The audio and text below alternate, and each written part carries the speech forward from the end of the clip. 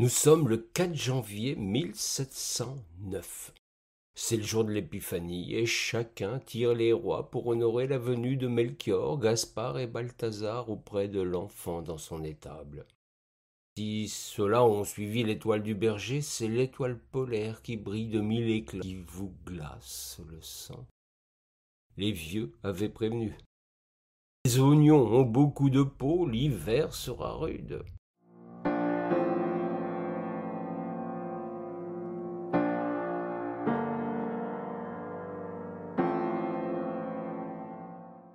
Pourtant, ce jour-là, un beau soleil brille sur le ciel ligérien. Un froid sec et ensoleillé n'arrête pas le marinier, d'autant que la rivière est à flot. Juste le temps de s'arrêter dans une taverne pour boire une chopine et manger le fameux pitivier feuilleté qui fait la fierté de la région.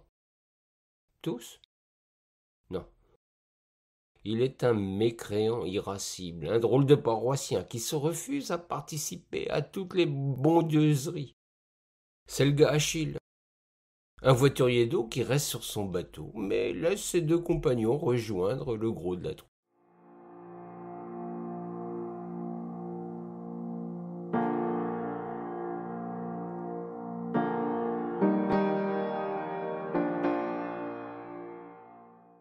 Le soleil est couché. La navigation n'est plus permise. Achille boit un coup d'arquebuse pour se remonter le moral, qui n'est pas fameux. Il sent que le temps va tourner vilain. Il ne se trompe guère. Les hommes ne sont pas sitôt rentrés de leur libation qu'ils gèlent la pierre fendre, et ça va durer tout un mois, même si 2 ou 3 jours de pluie apportèrent un espoir vite refroidi. La Loire, 2 jours plus tard, se charge de fleurs de glace qui s'entrechoquent en un vacarme lugubre. Chacun pressent que l'embâcle va advenir. On s'active au prix des chalands et des futreaux pour leur épargner les meurtrissures de la glace. On décharge ce qui peut être mis à l'abri dans des entrepôts. On repousse les amas de glace qui se forment déjà contre les coques. Comme si tout ça ne suffit pas, les marins s'en vont à tour de rôle allumer un cierge devant un de leurs saints patrons. Une bonne assurance avec le ciel est recommandée dans cette corporation. Et comme la police est gratuite, autant multiplier les intermédiaires.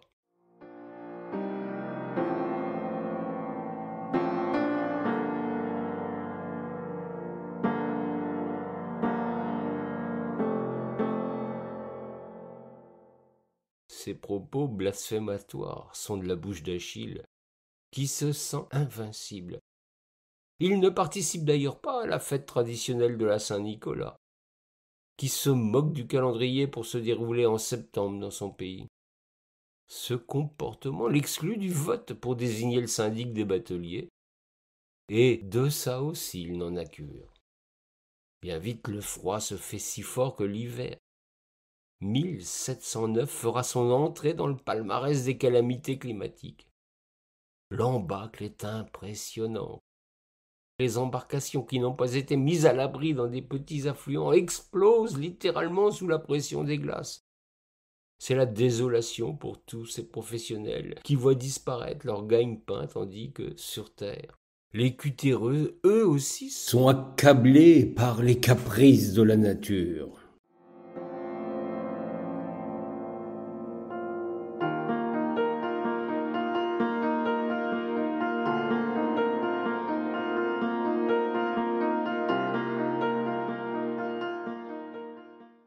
Chacun d'implorer les cieux pour que cette malédiction cesse. Une procession est organisée dans chaque paroisse et en dépit d'un froid sibérien, les prêtres n'hésitent nullement à sortir les reliques pour obtenir les faveurs du ciel.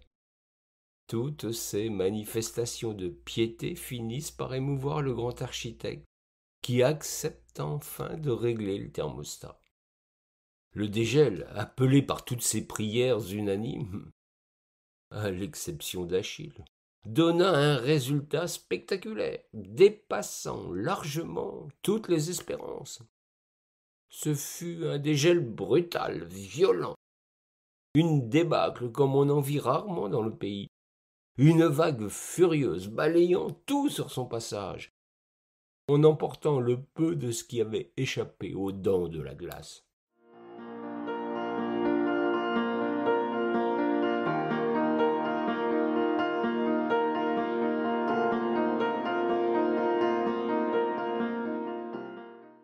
La marine de Loire était à genoux.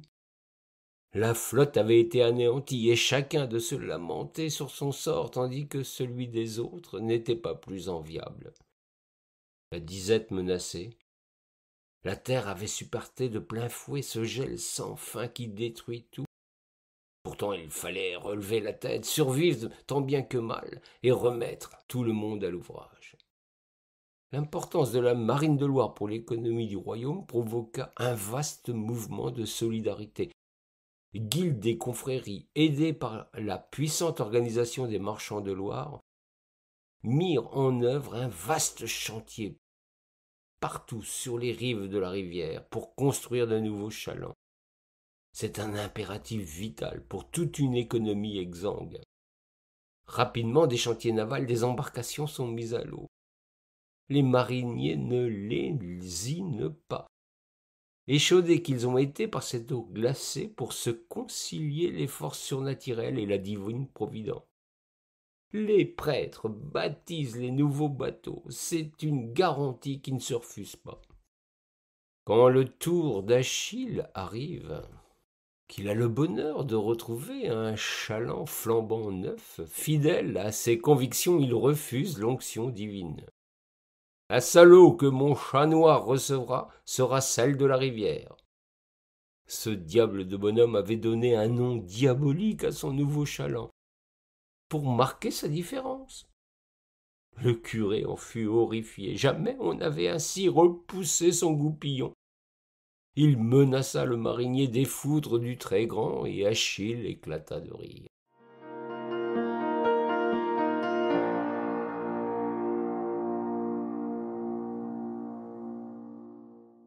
2 ans plus tard, en février 1711, la Loire se mit à grossir soudainement, comme elle avait pris l'habitude de le faire ces dernières années.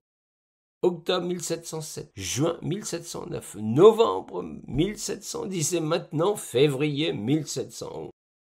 La diablesse ne cessait de jouer vilain tour aux riverains lui-même, leur mouillant les arpions plus souvent qu'à leur tour. Mais tout ceci n'était que la contrepartie d'une rivière qui apportait alors richesse et limons, chacun faisant en sorte d'anticiper ses colères sans jamais bâtir là où elle prenait souvent ses aises.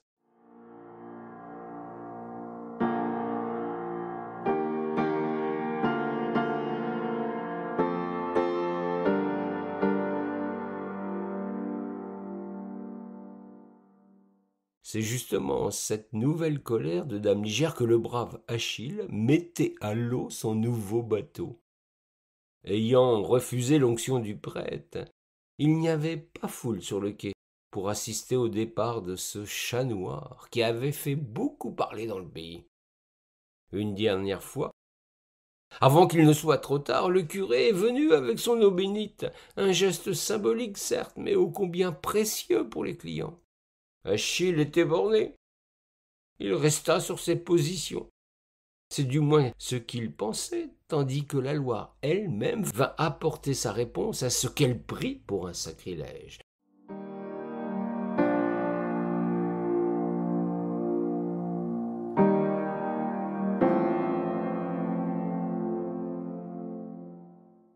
Dans un accès de fureur, la rivière emporta le bateau mécréant et son batelier impie. Le chaland n'était pas armé, l'aventure allait tourner au drame. C'est ce qu'il advint inévitablement au premier pont qui croisa sa route. Que le bateau fou se fracassa précisément sous la croix Saint-Nicolas confirma à tous que Dieu venait de punir le méchant homme.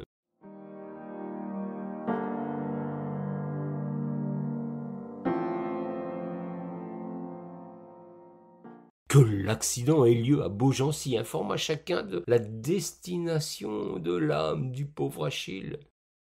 Cette fois, le diable n'avait pas reçu monnaie de singe, il tenait là son client. On ne retrouva jamais le corps du malheureux, mais les enfants, en bons petits diables, récupérèrent le bois de l'épave afin d'en faire un grand feu de joie. Ainsi la messe était dite, et de ce jour jamais un marinier n'aurait lancé un nouveau bateau sans un bon coup de goupillon.